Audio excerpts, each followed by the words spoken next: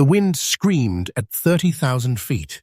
It was February 1952, and the sky above the Yalu River had turned into a frozen stage for the most dangerous duel on Earth. They called it MiG Alley, a narrow strip of heaven and hell where men didn't just fly, they hunted.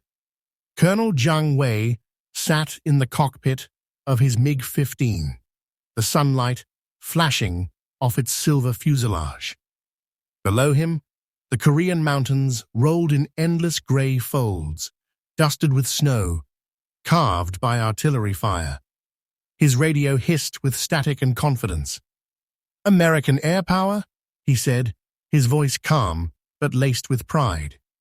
"They rely on machines. We rely on courage." Laughter crackled through his headset. His young pilots believed him. They always did. From his altitude, the world looked clean and simple. No trenches, no screams, only wind and sky. Jiang tilted his head upward, searching. Intelligence had reported a formation of F-86 Sabres inbound from the south. He had faced them before, fast, elegant, but predictable. To him, the Americans fought like chess players, careful and rigid. He preferred chaos, then a flicker in the clouds. Just a glint at first, sunlight catching on polished metal. Jiang squinted, his gloved hand tightening on the control stick. The glint became a blur, and the blur became a ghost, streaking down from the stratosphere with impossible speed. "Contact, high 6 o'clock, shouted one of his wingmen. Too late. The Sabre cut through the formation like a blade, its 650 caliber guns stitching fire across the sky. One MiG erupted in a cloud of flame and vapor. Another spun away, trailing black smoke. Jiang rolled hard left, his heart pounding. The horizon tilted, and for a brief second, he saw the enemy pilot flash past, visor down, face unreadable, a phantom in the light. He pulled into a climb, gasping. The radio filled with shouting, panic, and silence. And in that instant, something cracked inside him. The confidence, the laughter, the certainty, all gone. Jiang looked toward the horizon, its thin blue line trembling with heat and distance. For the first time, he felt it, that strange, unfamiliar thing the Americans called air superiority. The Korean Peninsula, 1952, a land scarred by fire and frost. 2 years into the war, the front lines had barely moved, yet the sky above was a different battlefield altogether. While soldiers below crawled through trenches and ice, high above them, pilots were waging a private war measured not in miles gained, but in seconds of survival. It was here, along the thin ribbon of airspace hugging the Yalu River, that history carved its name into clouds. MiG Alley.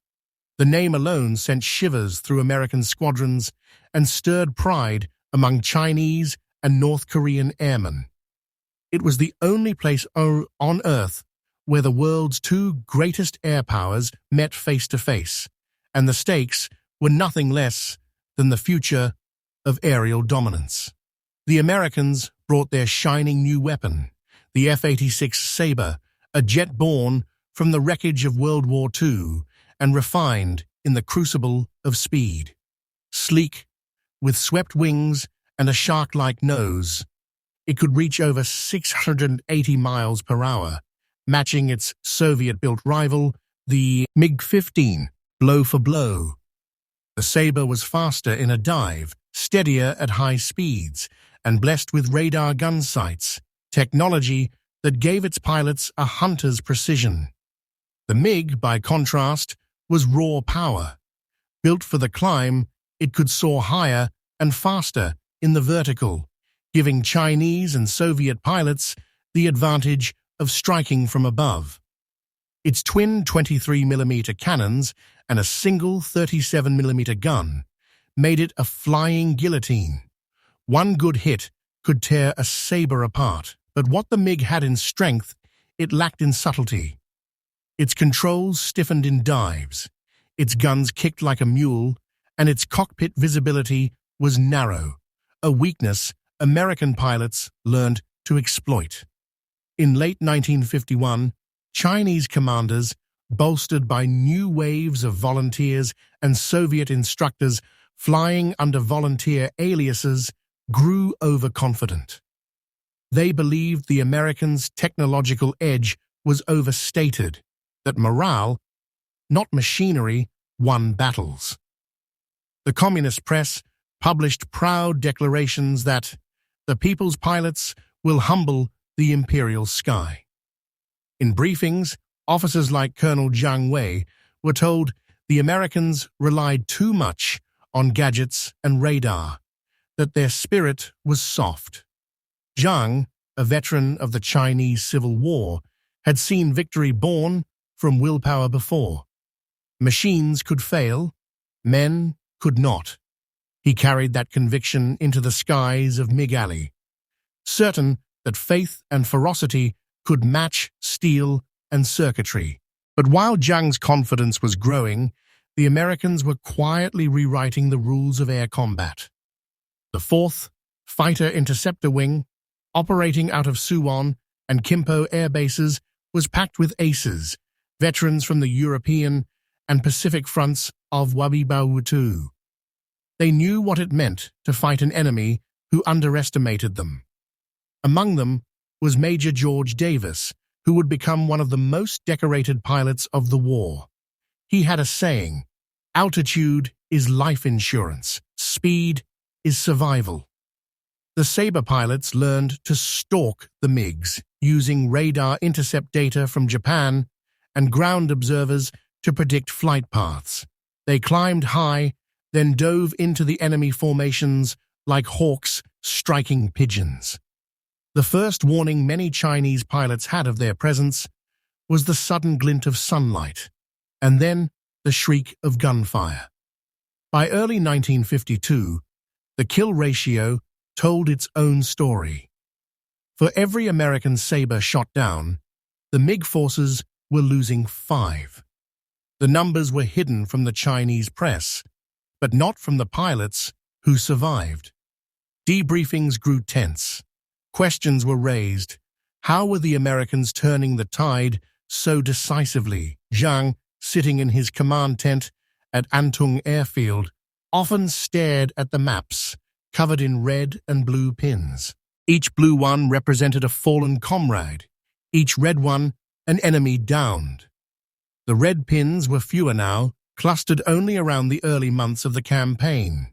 His superiors continued to broadcast victory, but the air told a different truth. The smell of burned metal drifting in from the runways each evening. There were rumors among the pilots, whispers that the Sabres were equipped with new targeting computers, that their ammunition had been redesigned for higher velocity, that they could track targets through cloud cover.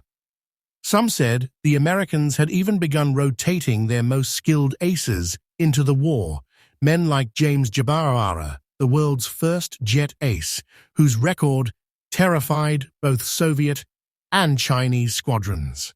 Jiang didn't believe rumors, but when he saw his best friend, Captain Liu Ming, fail to return from a routine patrol, something inside him faltered. They had flown side by side since Manchuria, brothers in flight. The next morning, Liu's MiG was found near the Yalu, half buried in ice, its wings sheared off cleanly. No parachute was found. The base held a silent ceremony. The same men who once boasted of fearless skies now stood without words, staring at the snow where the smoke still rose. Jiang lit a cigarette, the flame trembling in the wind, and said nothing. That night, a Soviet instructor, calling himself Comrade Ivanov, approached Jiang. The man's accent betrayed him as Russian, though he spoke fluent Mandarin. He told Jiang something that changed his perspective forever. The Americans, Ivanov said quietly, are not winning because of their machines. They are winning because they learn faster. Zhang frowned. What do you mean? They study every battle, Ivanov replied. Every loss, every hit, every mistake. They turn failure into doctrine. You fight with courage. They fight with mathematics. The words lingered, and in the silence that followed, the sound of engines testing on the runway outside echoed like a reminder that the next dawn would bring another round, and perhaps another loss. Still, Zhang refused to surrender his belief. He had faced impossible odds before and survived. The sky, he told himself, belonged to those who dared. But courage alone was no longer enough in MiG Alley. The war in the air was evolving, and those who failed to evolve with it would be erased, one contrail at a time. The stage was set for a confrontation that would test not only metal against metal, but pride against progress. And for Zhang Wei, that test would come sooner than he expected, when the Sabres descended again from the cold blue edge of heaven. By mid-1952, the skies over MiG Alley had become a chessboard of death. Every movement, every climb, every dive was calculated, yet still the margin between life and oblivion was measured in heartbeats. The Americans called their strategy surgical aggression. They struck fast, disengaged faster, and never lingered in a fight they couldn't win. The Chinese called it cowardice at first, but the results told a different story. Colonel Zhang Wei, now commander of the 29th Regiment's Air Group, found himself fighting two wars, one against the Americans in the sky and another against disbelief on the ground. His superiors demanded victories for the headlines. Show them that people's courage can pierce the capitalist machine, one political officer barked at him. But Zhang had already begun to understand. Courage without adaptation was suicide. At the edge of Antung Airfield, he watched maintenance crews work through the night under floodlights, their breath visible in the freezing air. Mechanics patched bullet holes with trembling hands, some still wearing the same uniforms they had on during the last sortie. The smell of kerosene, burned oil, and fear mixed into the cold. Every pilot knew that at dawn they might not return. Across the Yalu, the Americans were living a different rhythm. At Suwon, F-86 Sabres gleamed like scalpel blades in the morning sun. Ground crews tuned engines with meticulous precision. Pilots lounged in briefing tents, sipping coffee that arrived on transport planes from Japan. Yet behind the casual banter and card games, their eyes held the same shadow Zhang saw in his men. That quiet calculation of odds, the unspoken knowledge that a single bullet could end everything. Major George Davis, already an ace many times over, studied reconnaissance photos pinned to a corkboard. Every red dot marked radar pings of MiG formations. His squadron's task was clear: intercept and destroy before they crossed the Yalu. Davis traced his finger along the river line. They're flying smarter now, he said to his wingman, Captain Williams. Higher altitudes, new maneuvers. Somebody's teaching them better. Maybe that Russian you keep hearing about, Williams muttered. Davis grinned faintly. Then it's time we teach him a lesson in return. That morning, Zhang's regiment lifted off under orders to patrol north of Sinuiju. The air was clear, too clear. He always distrusted skies that looked peaceful. They reached 35,000 feet, engines droning in harmony. The Yalu shimmered below like a vein of steel. Suddenly, the calm fractured. Radar screens lit up, and the first contrails appeared far to the south. Sabres incoming, high altitude, came the radio warning. Zhang banked right, scanning the horizon. Nothing yet. The clouds looked innocent, empty. But then, flashes, tiny sparks of sunlight off metal. The F-86s were diving fast, using gravity as their ally. The first engagement was chaos, pure, metallic chaos. Sabres streaked through the formation, guns blazing, their tracers stitching bright lines across the sky. Zhang rolled into a tight climb, forcing his MiG into a near-vertical loop. G-forces crushed his chest, his vision tunneled. "Break left," he shouted into the radio. Two of his men obeyed. One didn't. A burst of .50 caliber fire ripped through the straggler's fuselage. The MiG erupted in flame, spiraling down toward the frozen river. Zhang's teeth clenched. He leveled out, swinging behind one of the diving Sabres. For a moment, he had the advantage. He squeezed the trigger. A roar of cannon fire shook the cockpit. The shells flew wide, missing by inches. The Sabre pulled up effortlessly, climbing toward the sun. Zhang followed, but his MiG shuddered, controls stiffening. The higher he went, the more the machine fought him. Sweat rolled down his neck, inside his oxygen mask. He had reached the MiG's limit. Then, through the glare, he saw it. The Sabre pivoting in a half-roll, cutting across the sky, in a maneuver no MiG could match. It dropped behind him like a hawk, folding its wings for the kill. Warning lights flared red. Zhang yanked the stick hard. The world spun. Blue sky, white cloud, black smoke. The Sabre fired. Bullets traced fiery paths past his canopy, punching holes through the right wing. Metal screamed. He dove toward the Yalu, smoke trailing, heart pounding in his throat. For 30 seconds, he was not a colonel or a symbol of defiance, just a man trying not to die. When he finally leveled out, the Sabre was gone. His radio was dead. The engine coughed and sputtered, leaking fuel. Below him, the river glittered like a mirror. He managed to limp across the border and belly-landed in a frozen field. The impact threw him forward, shattering the canopy. Silence followed, the kind that only comes after chaos. He pulled himself from the wreck, knees buckling, snow crunching under his boots. The MiG's tail smoldered behind him, black smoke curling into the grey sky.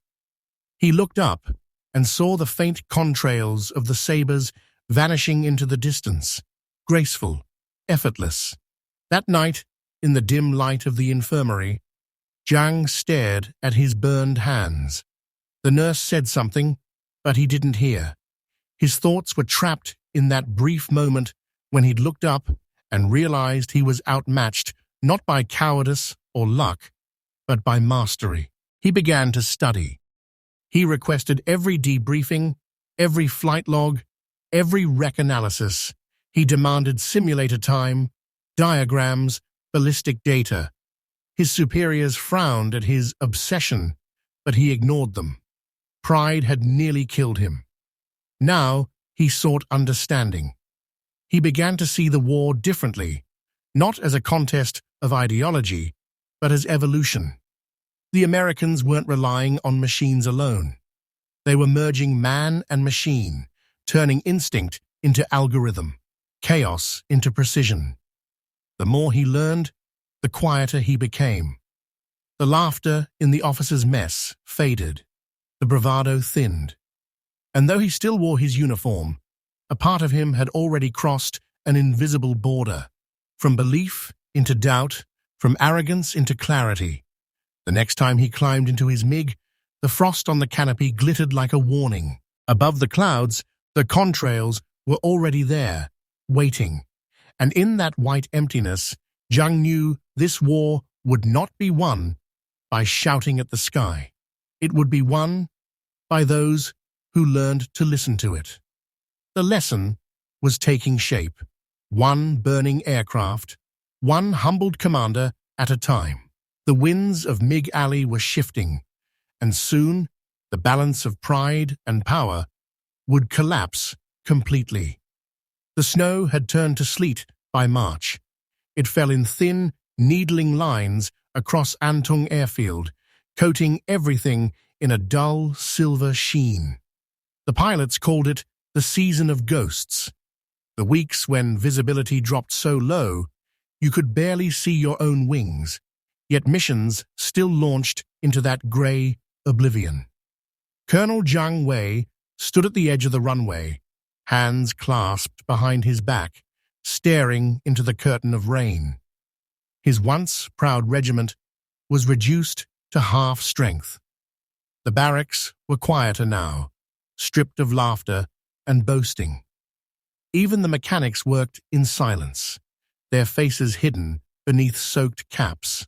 War had aged them all. Each morning, new directives arrived from command, long speeches written by men who never flew. Our enemy bleeds resources, they said. They rely on machines, not men.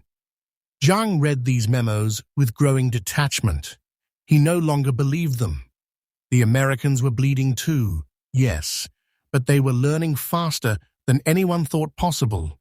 In the evenings, Jiang often walked past the hangars, the smell of jet fuel thick in the air.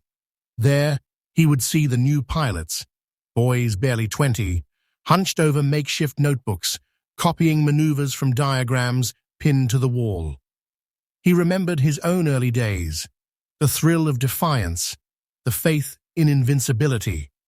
Now, those memories felt distant, naive. He had begun to dream differently. No longer of victory, but of precision, of surviving long enough to understand what made the enemy so relentless. In April, an intelligence report reached the regiment. It claimed the Americans had developed a new version of the Sabre, the F-86 F, equipped with a more powerful engine and all-flying tail. A propaganda lie, said the commissar with a wave of his hand, but Jiang wasn't so sure. He had seen the contrails changing patterns. The Sabres were climbing higher, faster, pulling maneuvers that shouldn't have been possible months ago. That same week, Jiang's group received orders to intercept a flight of bombers reported north of Sinuiju. The weather was brutal. Crosswinds shaking the runway, visibility down to 3 kilometers. Jiang argued against launching, but the command post insisted the people's sky must never be surrendered. They took off into a storm. The wind clawed at their wings, lightning flashing in the clouds. The radar flickered uselessly. Static drowned out most of the radio chatter. 10 minutes into flight, the storm broke just enough for Jiang to glimpse movement, a formation of 4 Sabres cutting through the murk like silver ghosts. He blinked. There were no bombers, only hunters. The trap had been set. "Evasive," he barked into the radio, but the interference chewed his words into noise. The first burst of gunfire sliced past his canopy, tracer rounds burning through the mist. His wingman vanished in a flash of orange. Jiang rolled, climbing into the cloud bank. His altimeter spun wildly. The lightning strobed across his instruments. He leveled the MiG at 25,000 feet, heart pounding, lungs tight against the G-forces. Then, silence. No radar pings, no voices, only the howl of the wind outside. He thought he was alone until he saw the shadow slide across the cloud beside him. Long, sleek, unmistakable. A Sabre. It flew parallel for a moment, just meters away, its wings steady, the American insignia clear beneath the frost. Jiang could see the pilot's helmet, the gloved hand resting on the throttle. For a heartbeat, they were 2 men suspended in the same grey void, divided by language and conviction, but united by exhaustion. Then the Sabre tipped its wing, a gesture neither hostile nor friendly, and vanished upward into the clouds. Zhang stared after it, stunned. No shot fired, no pursuit. He returned to base that night, shaken, not by fear, but by confusion. What kind of enemy shows mercy in the middle of a storm? He couldn't sleep. He replayed the moment again and again, that quiet, deliberate gesture. It wasn't arrogance, it was control. The Americans didn't need to humiliate their enemy. They simply owned the sky, and they knew it. Over the next few weeks, the engagements grew fewer but deadlier. The Americans struck only when the odds favored them completely, choosing time and place with mathematical precision. The MiG pilots began to joke bitterly that the sky itself reported to Washington. Zhang stopped laughing altogether. He began collecting data, secretly logging airspeed differentials, gun range effectiveness, and fuel efficiency patterns. It wasn't rebellion, it was survival through knowledge. One evening, a young pilot named Chen Tao approached him. "Comrade Colonel," he said nervously, "why do we keep flying when we know we can't win?" Zhang looked up from his notes, his face unreadable. "Because surrender isn't permitted," he said quietly. "But learning is." The boy nodded, though his eyes betrayed his fear. He would die 3 days later, his MiG exploding in a climb over the river. At the crash site, Zhang found a fragment of Chen's wing embedded in the ice. He kept it, a jagged piece of metal the size of his palm, as a reminder that even courage must evolve or perish. The war had become a mirror, and Zhang no longer liked what it reflected. Each mission bled a little more arrogance out of the air, replacing it with humility and awe. He no longer mocked the Americans, he studied them. And in doing so, he rediscovered something long buried: respect. But respect was dangerous in a war built on pride. When word reached headquarters that Zhang had begun adjusting tactics based on American flight patterns, effectively imitating them, the political officers summoned him. "Comrade Colonel," they said sharply, "we hear troubling reports. Are you suggesting our enemy's methods are superior?" Zhang met their gaze. "I'm suggesting survival depends on understanding." It was not the answer they wanted. He left the meeting with a warning letter tucked into his coat. Yet, as he stepped outside into the night air, the distant roar of engines echoed across the sky. American jets on patrol. He watched their faint lights until they vanished. Something in him knew. The descent had already begun. Not just of aircraft, but of illusions.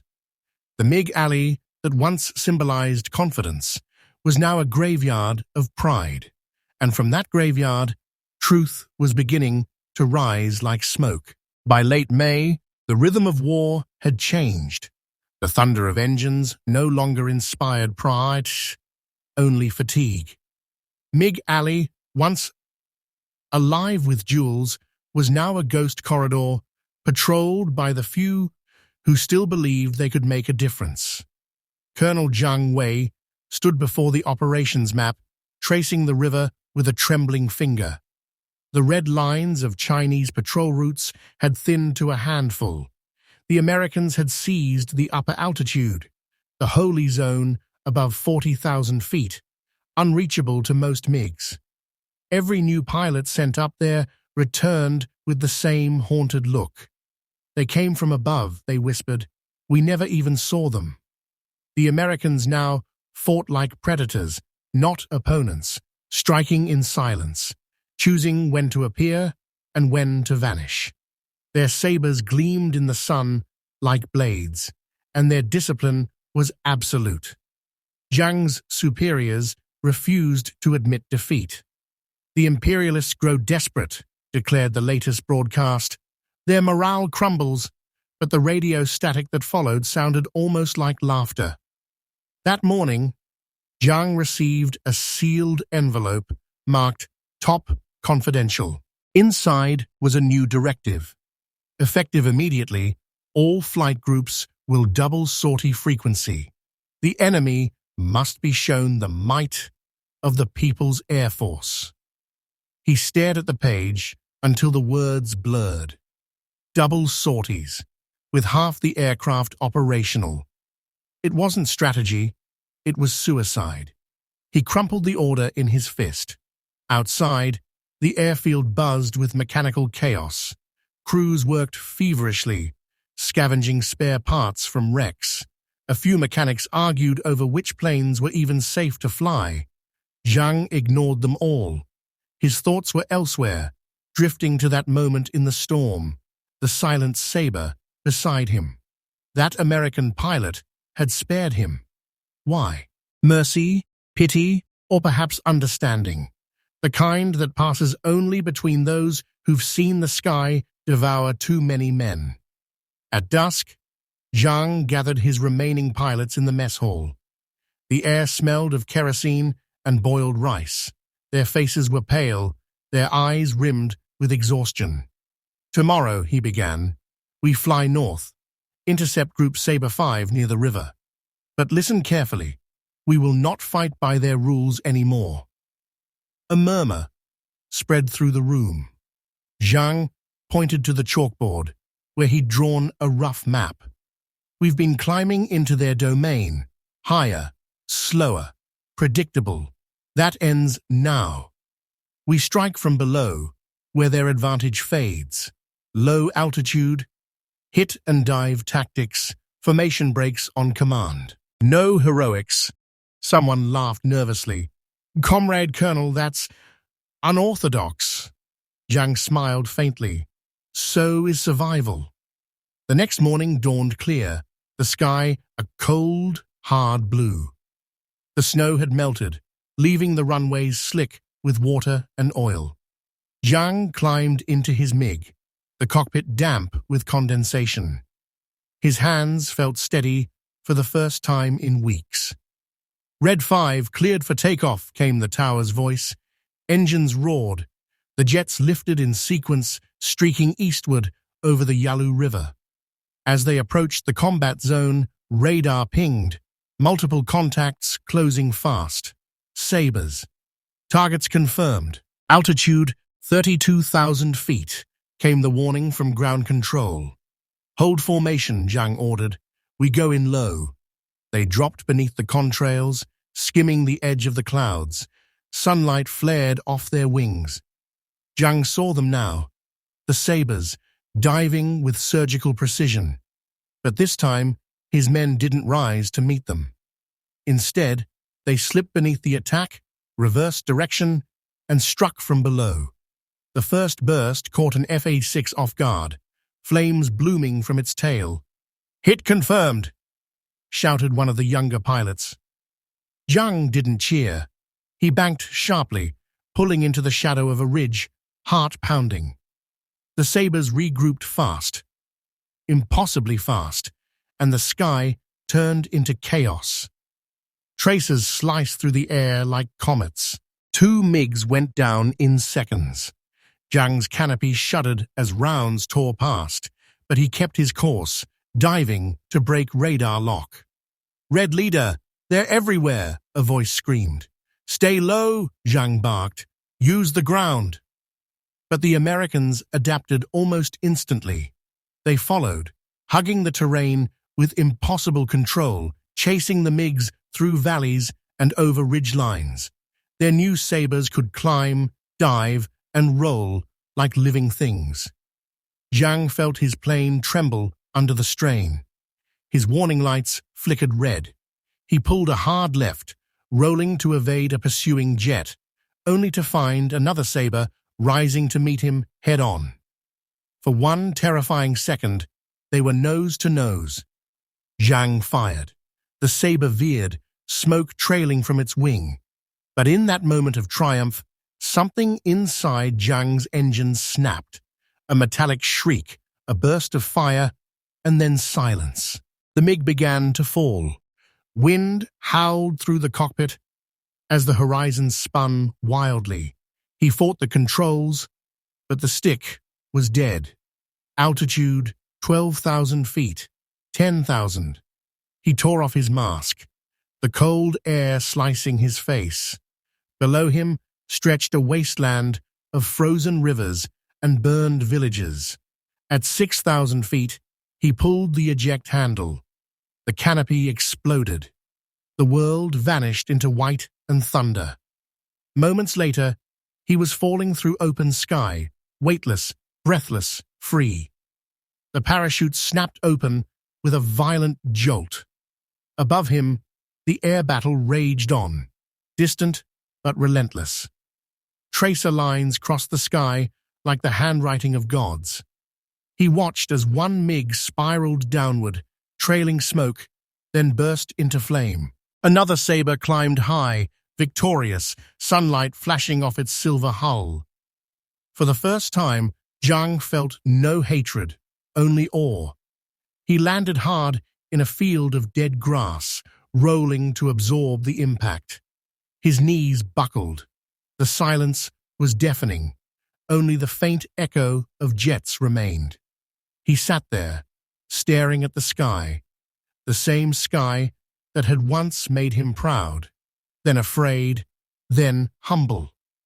The Americans hadn't just won air superiority, they had redefined what it meant to fight, not with bravado, but with mastery. Hours later, a local militia found him and led him back to base. His flight group was gone. That night, as he wrote his final report, he ended with a single line that his superiors would later censor: "We entered this war believing we ruled the sky, but the sky does not belong to nations. It belongs to those who understand it." When he sealed the report, Zhang removed Chen Tao's wing fragment from his pocket and placed it beside the paper. He stared at it for a long time. Then quietly he whispered, "Not a prayer, but a confession. MiG Alley taught us how to fly," he said, "but the Sabres taught us why." Outside, thunder rolled again. The war would drag on. The propaganda would continue, but the truth, the quiet truth, had already been written in contrails high above the Yalu. And in that truth, somewhere between defeat and respect, the legend of MiG Alley was born. Winter returned to the Yalu River, and with it came the silence. The kind of silence that only exists when the guns have stopped, but the ghosts have not. The airfields on the Chinese side were quieter now. Rows of MiGs sat like bones under tarpaulins, their silver skins dulled by frost and neglect. The once busy maintenance hangars were empty, except for the occasional echo of footsteps and the faint drip of melting ice from a leaky roof. Colonel Zhang Wei walked the line slowly, his breath hanging in the frigid air.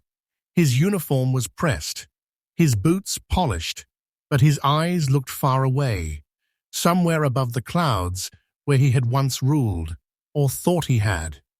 He stopped beside a MiG, with its nose cone removed, the engine half dismantled. A mechanic, no older than 20, saluted him nervously. "Don't stop," Zhang said gently. "Engines don't fix themselves." The young man nodded, then hesitated. "Comrade Colonel, is it true what they say, that the Americans flew faster than radar could track?" Zhang smiled faintly. "Not faster," he said, "just smarter." The boy frowned, confused. Zhang patted his shoulder and walked on. The war had officially reached stalemate months ago, but the sky remained a graveyard of invisible jewels. Reports trickled in, of Sabres patrolling beyond the river, of MiG patrols turning back early, of missing pilots who were never found. The propaganda still spoke of glorious victories, but everyone knew better. At headquarters, Zhang now served behind a desk. His superiors still called him hero of the people's sky, though no one asked him to fly again. He filled out forms, signed requisitions, and listened to younger officers argue over new tactics they barely understood. One evening, a courier delivered a sealed folder marked Confidential. UN Air Operations Analysis. Inside were intercepted reports detailing American combat doctrine, diagrams, debriefs, and photographs. He studied them in silence. The F-86 pilots called their method energy fighting, conserving altitude and speed, striking only from advantage, never from pride. They'd turned physics into philosophy. And in those diagrams, Zhang finally saw what his commanders had refused to admit. The Americans hadn't just built better planes, they'd built better habits. He closed the folder and stared out the window. The sunset burned crimson over the mountains, the same mountains where Chen Tao had fallen, where so many others had vanished without graves. Outside, the last rays of sunlight turned the frost on the MiGs into faint golden halos. For a brief moment, they looked beautiful again, like memories pretending to be metal. Years passed. The war ended, though no one truly won. The armistice line froze the land in time, and MiG Alley became a forbidden name, whispered only among old pilots who remembered what it cost. Zhang was reassigned to a training academy near Harbin. The classrooms smelled of chalk and oil, the walls lined with propaganda posters showing smiling pilots soaring into painted skies. He taught air discipline, formation control, and quietly, without permission, respect for one's enemy. Don't underestimate them, he would tell the cadets. Never fight a man who has learned humility. He will always find a way to win. Some of the younger officers found him strange, almost subversive.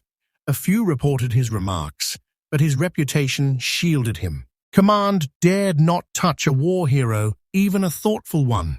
Occasionally, visiting Soviet advisors dropped by, boasting about the next generation of fighters. Swept-wing interceptors, faster than sound. Zhang would listen politely, sip his tea, and say nothing. Deep down, he knew that the true battlefield was not in the machines, but in the minds that flew them. In 1958, an American delegation visited China under the guise of cultural exchange. Zhang, now a senior instructor, attended one of their briefings. Among the guests was a retired U.S. Air Force officer, Colonel James Parker, once a Sabre pilot over MiG Alley. They shook hands stiffly, both men studying each other like shadows from a former life. "I think we met once," Parker said, with a half-smile. Zhang raised an eyebrow. "Over the Yalu?" Parker nodded. "You turned inside my dive. You nearly got me." Zhang chuckled softly. "Then you must be the one who spared me." The American looked at him for a moment, then said quietly, "No one ever really spares anyone up there. We just run out of reasons to keep killing." For a long moment, neither spoke. Two old enemies standing in peace, bound by the same memory.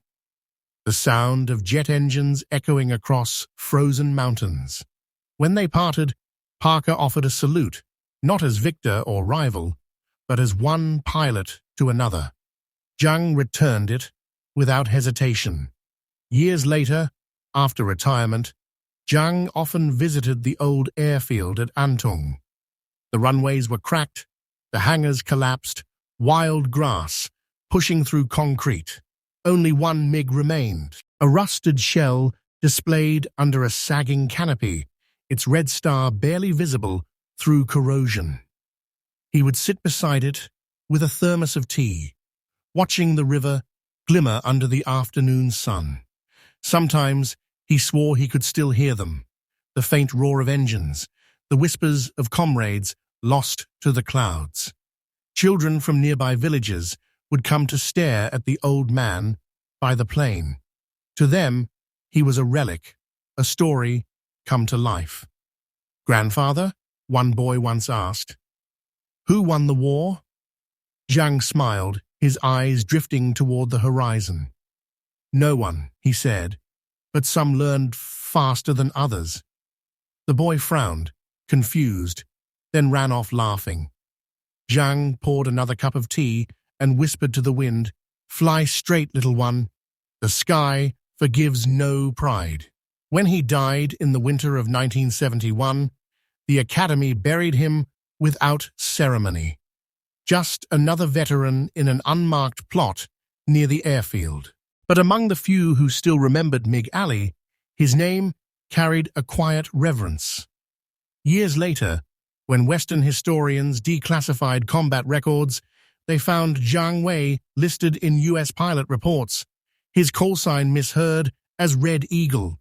One note simply read, "Fierce, disciplined, refused to break, could have been one of us." And so, in the cold skies of Korea, between the roar of jet engines and the silence of memory, the legend of MiG Alley endured, not as a story of victory or defeat, but as proof that even in war, respect can take flight. Because sometimes the true measure of a man is not how he fights, but how he learns to fall. The clouds above MiG Alley are empty now. No contrails, no thunder, only wind moving through forgotten air. Yet if you listen closely, you can almost hear it, the echo of engines that once carved history into the sky. Colonel Zhang Wei's story is not about who won or lost. It's about pride, broken and remade, about men who looked across gunsights and found their own reflection staring back. The war froze in 1953, but MiG Alley never truly ended. It still lives in every roar that fades into silence, every lesson written in contrails and courage.